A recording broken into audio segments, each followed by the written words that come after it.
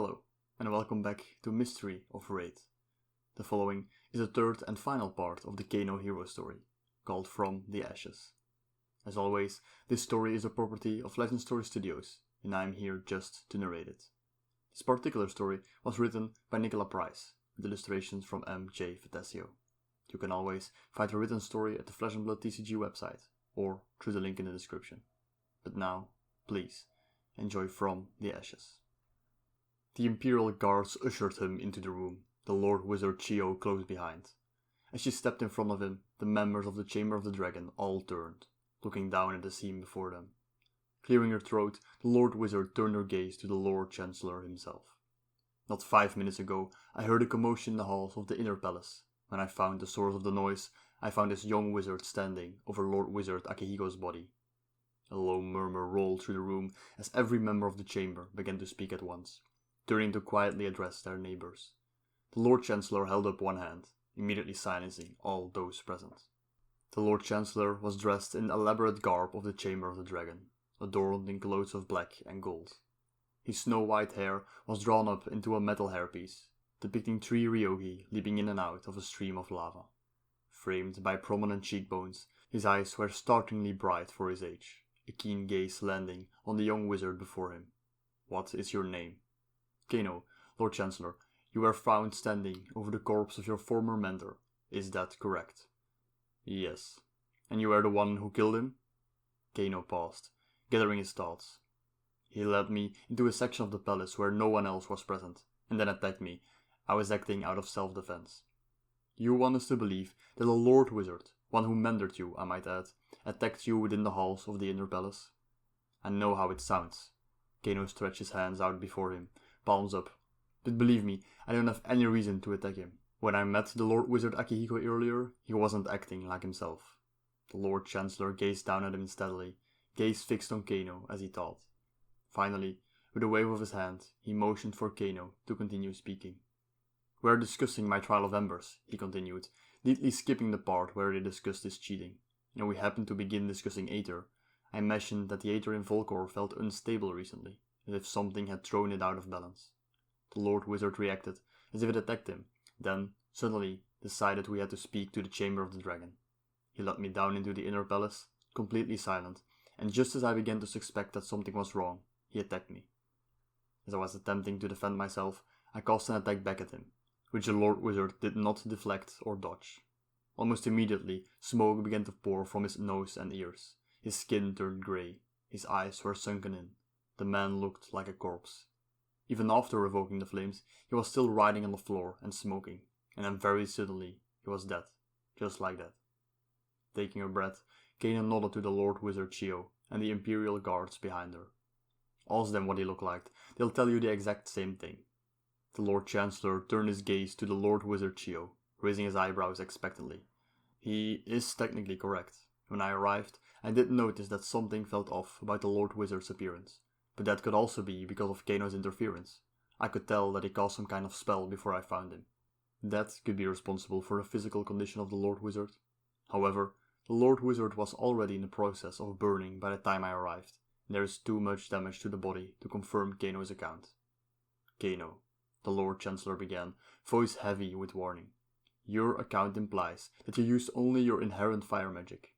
If Chio is correct, and you cast an etheric spell, the chamber requires that information." "Yes," Kano admitted, one eyebrow raised. "I did cast a spell, but that had nothing to do with the Lord Wizard's appearance. I interrupted his magic with a spell that temporarily severs a person's connection to the arcane energy." The room broke into murmurs once again, only quieting when the Lord Chancellor intervened. "This spell would have prevented Akihiko from casting magic?" "Yes, but only etheric spells. It doesn't affect innate fire magic, or at least, it didn't when I was testing the spell." The Lord Chancellor sighed deeply, rubbing a hand over his forehead. I opened the floor to the chamber at large. "This is preposterous." One of the Grand Strategists, a large man by the name of Deo, rose from his seat, pointing down at Kano. "We've heard of this young man before. He has a reputation for trickery and lies. We have no reason to believe him." "I concur with Deo. Remember when Kano? It took weeks for the stone to. He almost ruined. Cannot believe we're even considering." The hall burst into a cacophony of voices as the Chamber of the Dragon began to speak all at once, speaking over one another, Voices raised as several members rose from their chairs. The Lord Chancellor looked increasingly unhappy as the councillors argued, bringing up long-forgotten insults, slights, and past trickery.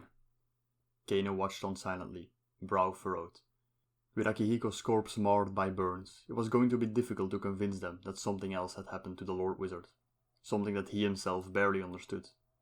Kano thought back on a second before Akihiko attacked him, remembering the pallor to his skin, his sunken eyes and bare teeth.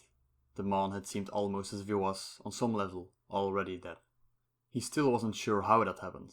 The Lord Wizard Akihiko had seemed perfectly healthy when Kano first met him that morning, so it had to have either come on very quickly, or something had to have hidden the Lord Wizard's condition. But why? If it was a spell, like the Lord Wizard Chio suspected, then someone could have possibly hidden the effects from view. But Akihiko himself would have still noticed what was happening to his own body. Even so, Kano couldn't help but feel that Chio was on the right track, judging by the way that Akihiko reacted to his spell earlier. Looking around the hall, Kano gazed at the members of the Chamber of the Dragon. While many were busy discussing or arguing the matter of Kano's involvement, he noticed that the Grand Strategist Deo seemed more emphatic than the rest, veins bulging in his neck as he shouted. For a moment, it reminded him of Lord Wizard Akihiko's sudden aggression earlier. Kano frowned thoughtfully, thinking back on what the Lord Wizard Chio said. While it hadn't been his intention, his spell could have possibly caused the changes to his body, by exposing what was already there. If there had been an arcane cause for Lord Wizard Akihiko's ailment, his spell might have interrupted the flow of aether just enough to reveal Akihiko's condition. That's why you reacted to my comment about aether, Kano muttered. There's a link. Raising his hand, he looked to the Lord Chancellor, who was attempting to bring order back to the Chamber of the Dragon. As it stood, even the Lord Wizard next to him had been drawn into the argument, her focus entirely on the other members of the chamber. Neither were looking at Kano, and as he looked around the chamber, he got an idea. Calling aether into his grasp, Kano suddenly began to work the same spell as earlier.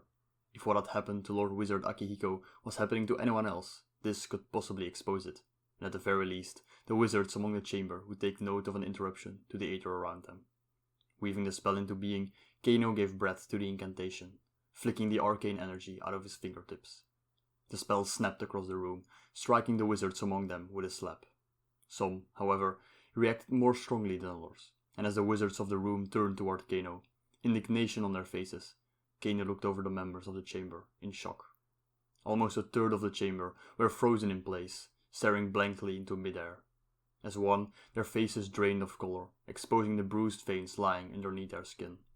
Their lips turned blue, cheeks gaunt, as every pair of unseeing eyes turned to stare at Kano with the gaze of a blizzard, ice cold, empty, and howling. The Lord Chancellor, for his part, got on quickly, gazing around the room with horror dawning on his face. One by one, the other members of the chamber began to realize what was happening, turning to look at their neighbors with expressions of alarm. Next to him, he heard the Lord Wizard Chio's sharp inhale. The tension in the room reached a tipping point, a moment of silence reigning as everyone froze in place. Kano watched as the Grand Strategist Deo stared down at him, his stark expression morphing into a snarl, and with an ear-splitting shriek, he leapt forward. As Deo attacked, all of the others snapped out of their trance, turning on their former colleagues with screams and howls. The room broke into complete chaos, the wizards among them calling on their innate fire, as the Grand Strategists and Lord Generals drew their blades. Before Deo even reached Kano, the Lord Wizard Chio stepped in, shooting a wave of fire at the Grand Strategist. The flames poured from her hands, covering Deo completely and setting him alight. As he began to shriek, smoke pouring from his ears and nose, something flew out of his open mouth. A tiny, ink-black creature collided with the floor, no longer or thicker than Kano's little finger. Shining in the light of the flames, it went still, evaporating into black smoke a second later. With a flourish, Kano ignited the air around him, allowing the fire to burn brighter and brighter, forming a pillar of white-hot flames.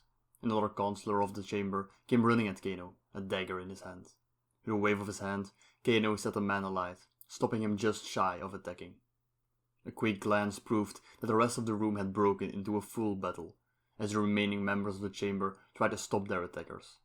The Lord Chancellor backed away from the podium, several of the ministers stepping in to form a barrier between the Chancellor and the afflicted. Just as Kano stepped forward, fire at the ready, he was halted by a deep rumble in the air.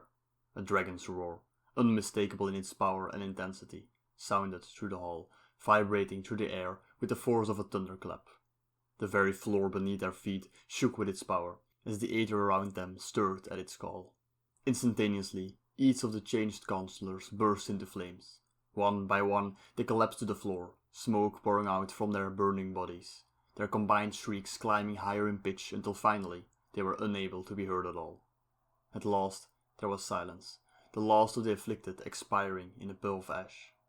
The gilded panel at the very back of the hall opened, its golden surface opening to reveal the resplendent uniforms of the Emperor's personal guard. Stepping out and to the side, they parted to reveal the Emperor himself, the Empress at his side. His robes were scarlet, trimmed with gold, partially hidden beneath grand ceremonial armor, resembling the scales of the great dragon itself. His shoulders were covered by great pauldrons, tipped with an obsidian claw, opening into a cloak made to resemble dragon wings. His hair was barely visible behind his headdress, a plume of gilded dragon's fire, the point of each flame crowned with enchanted fur-lined feathers.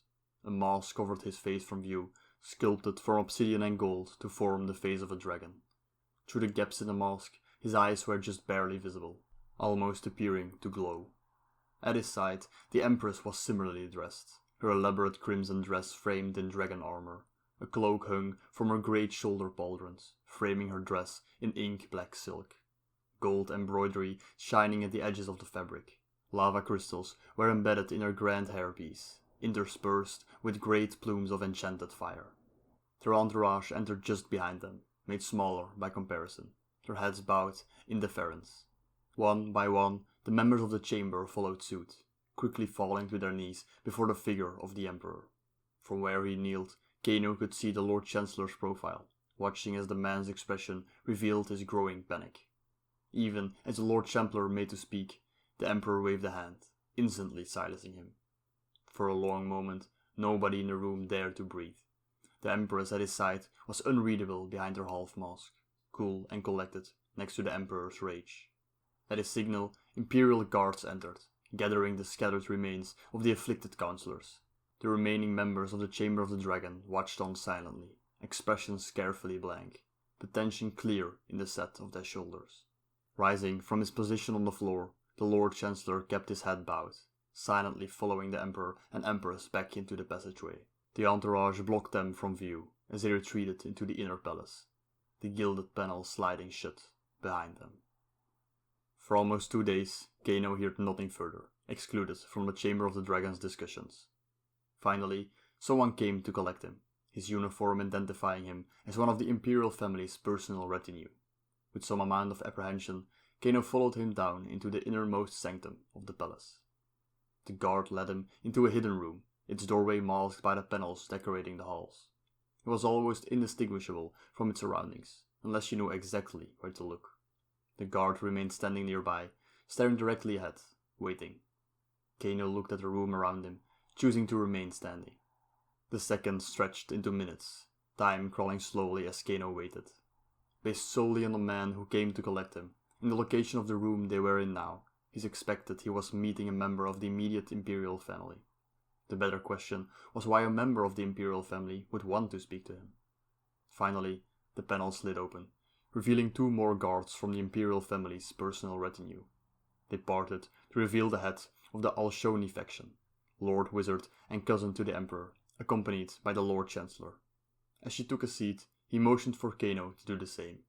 A long moment passed as she remained silent, her gaze fixed on the younger wizard, something thoughtful lingering in her expression. Almost a year ago, the Chamber of the Dragon discovered that one of the Lord Generals had been, for lack of a better word, possessed.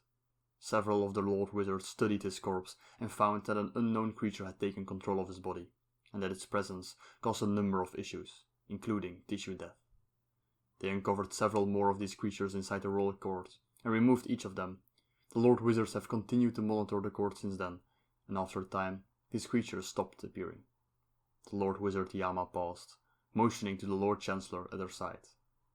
The Lord Chancellor reported that the creatures had been eradicated, and while we hadn't uncovered where the creatures came from, we decided to put our focus onto the matter of Aether. The Lord Chancellor mentioned that you expressed concerns about Aether stability, so I assume you've also noticed a change in the Aether across Volcor? Yes, Kano replied, looking between the Lord Chancellor and the Lord Wizard. I noticed that the Aether across Volcor has become more unstable in the last few years. When I saw that some wizards were struggling to control their fire magic, I suspected that the two might be related. Yama nodded. The cause is an etheric imbalance, which has been disturbing etheric spells in Volcor for almost a decade. However, more recently, it has also been causing problems with basic fire magic, which should be unaffected by Aether. We decided to put our focus into solving the issue, not realizing that the creatures we discovered had begun to mutate and found new ways to go unnoticed. Thanks to your encounter with Lord Wizard Akihiko, we have uncovered more of these impostors and are training others in a spell to detect their presence. It is my understanding that you have yet to receive a title. The Emperor himself has decided to create one for you, thanks in part to your role in uncovering the creatures within our court. At our signal, one of the guards produced a staff, carved from pure obsidian to resemble a dragon, a crystal floating just within reach of its open maw. The Drakai of Aether. While a gift does not come without responsibility, the Council of the Dragon wants you to look into the etheric disturbance. Just as you uncovered the creatures, we would like you to uncover the truth behind what is happening to our wizards, and find a way to reverse the change. You yourself just spoke about your affinity with Aether. We believe that this gives you a unique ability to uncover more about the Aether imbalance. Taking the staff from the guard, she stood, hands outstretched, offering the staff to Kano. This is a crucible of Aetherweave, an heirloom which was once gifted to your ancestor by the past emperor. Accept this, and you accept your role as a Drakai of Aether. Rising from his seat, Kano stared down at the staff before him, looking over the carved obsidian scales. He could feel the enchanted crystal even at a distance, an eternal flame dancing within. After a long moment, he grinned, reaching out to accept the staff from the Lord Wizard Yama. In his hands, the staff appeared to awaken, firelight dancing between the obsidian scales. He felt the Aether around him stir in response, arcane energy channeling through the core of the staff. With a laugh, he nodded, straightening. Drakai of Aether? I like the sound of that.